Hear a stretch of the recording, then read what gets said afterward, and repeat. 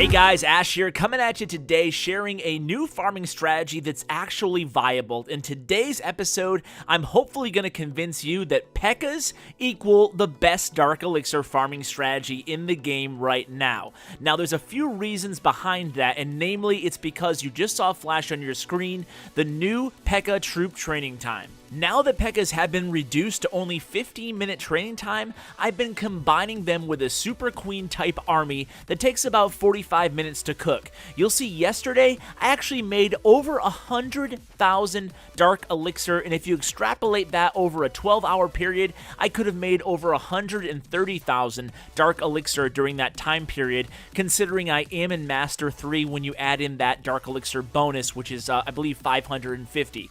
So let's go into some of these replays here. Don't want to show you that replay. I want to make sure it's a little bit more of a trickier base design. That way you can see how I'm tackling these bases. I am targeting any base, Town Hall 9 or Town Hall 10, and I'm going to show you one of those Town Hall 10 attacks. I just handle them a little bit differently depending on what type of base I'm going to go up against, and that will dictate exactly what type of strategy I use. You have a lot of versatility with these Super Queen, Queen Walk type armies. I absolutely love this strategy. I plan on maxing my heroes ASAP using this strategy. So the idea here is I'm farming every half an hour to 45 minutes depending on if I'm boosting or I'm not boosting. I'll show you how I cook the troops in a second here, but I'm going to go ahead and hit every base the same way in the beginning. Going to start with the Super Queen Walk. Going to go ahead and put down my Clan Castle. I put it over here because I knew I had some Valkyries in there on this attack.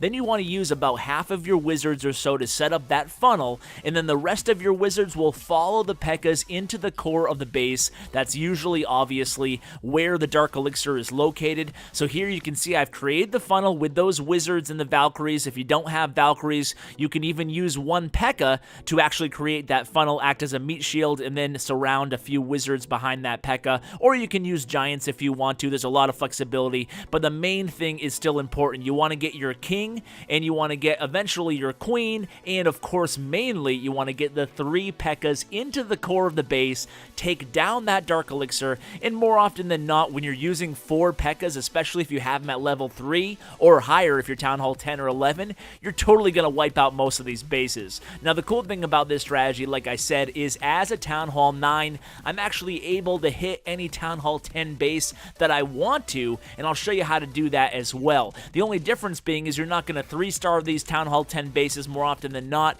You're just going to create a more direct route exactly to where that Dark Elixir storage is. The army is heavy enough to handle any base at either Town Hall 9 or Town Hall 10. Let's go ahead and show an example at Town Hall 10 here. You can see all the Dark Elixir around 5k is right in the center, right here. That's where we want to get our Pekkas to. So we're going to make a really obvious direct route to that Dark Elixir storage. Right coming in from right here where I drop the Archer Queen, you're going to see how I set up a very simple funnel that I'm just going to use my 2 jump spells to jump into that core, take down the Dark Elixir, and man, this strategy is just awesome. So let's talk a little bit about why this strategy is now so viable in the game and why I think it is the absolute best strategy for farming Dark Elixir. So one, obviously, the army is not new, right? You could always use 4 Pekkas and a bunch of wizards along with the healers and queen to farm Dark Elixir. I mean, the army has absolutely no elixir cost, Dark Elixir cost, excuse me.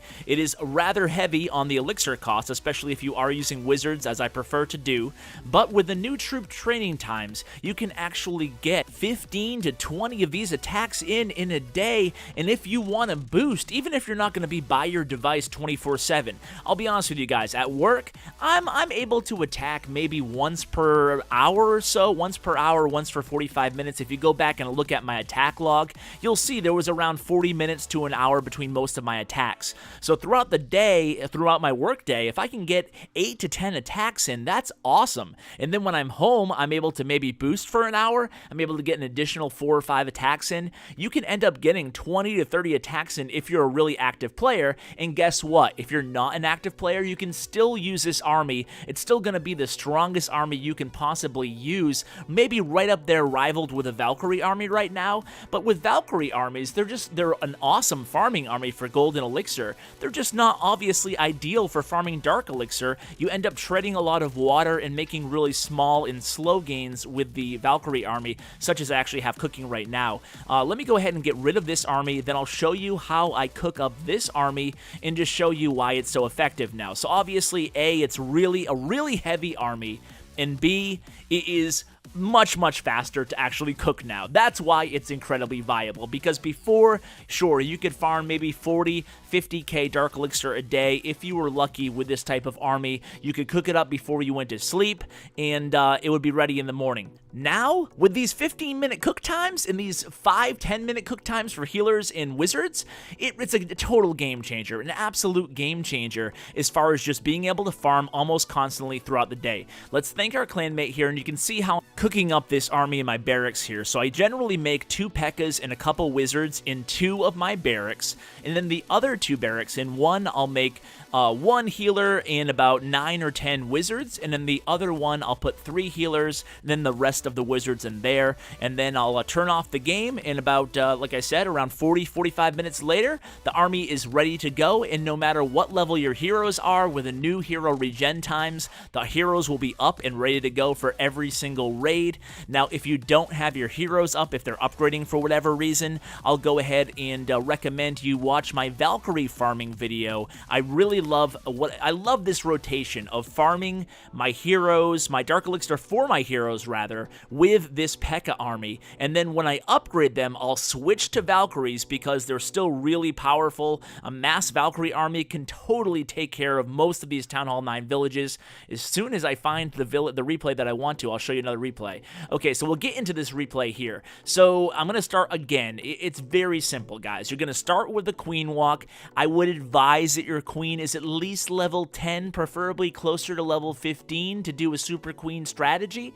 But what are you going to do here is make an obvious lane right to the center of the base using your Queen with 4 healers in the beginning of the raid. Now, you guys probably already know this, but when you get more than 4 healers onto your Archer Queen, that stack is going to pay really small dividends. In other words, the 5th healer that I would add to this army right now, if I was to add a 5th healer, they would actually have a very negligible impact on the actual heals being done to my Archer Queen. So you can see here I deploy 1 Pekka early with a bunch of wizards. That Pekka will go around and he'll ultimately die, but that's okay. I just wanted to make sure I have a funnel all set up and ready for the rest of the Pekkas in the Barbarian King and the rest of the wizards. So again, I'm using some wizards to create that funnel with that first Pekka there. Then the rest of the wizards will come in a big line and a little bit of a delay after those Pekkas. The reason for that few second delay between the Pekkas and the wizards is pretty obvious, but in case you haven't picked it up, it is because of the giant bombs that might be there. Obviously, a Pekka can withstand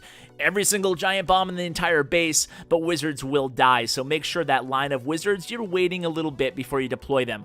Awful rage spell by yours truly, but it doesn't really matter. I still end up taking care of most of the base. I get all the Dark Elixir. That's all that really matters here, so it's a sloppy example of a raid, but either way, time, you're not necessarily going to 3-star every single base because Pekkas are so slow moving. It's just really important that you get all that Dark Elixir out of these bases. So that's gonna do it for today's episode, guys. Thank you so much for hanging out with me, and next time you want to max out your heroes or you want to get them upgrading and you want to do some power Dark Elixir farming, I really hope that I've convinced you to at least consider using Pekkas along with Super Queen. I guarantee you won't regret it, and your Dark Elixir storages will certainly thank you. So guys, thank you so much again, and as always, take care, guys. We don't play for fame, we don't play for cash.